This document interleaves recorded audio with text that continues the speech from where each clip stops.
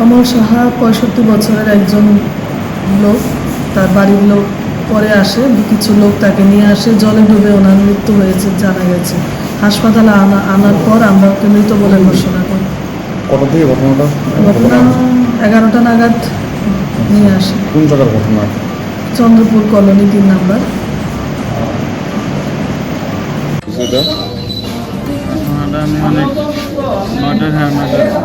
আচ্ছা বাবা শাপলা ফুল তুলতে গেছে। আচ্ছা তো শাপলা ফুল তুলতে গেছে, আমরা কাজে ব্যস্ত আসলাম, আমরা পুকুরে ঘাটে গেছিলাম, এবার খুঁজে পাইতেছি না বাবারে। তারপর পুকুরে নামাইছি একজন, ইয়াতে বাবা ধরে দিয়েছি বাড়ির পুকুরই নাকি এটা? বাইরের পুকুরে। তো সবাই আছে নাকি কোনো কিছু? মানুষ পূজা আছে। আচ্ছা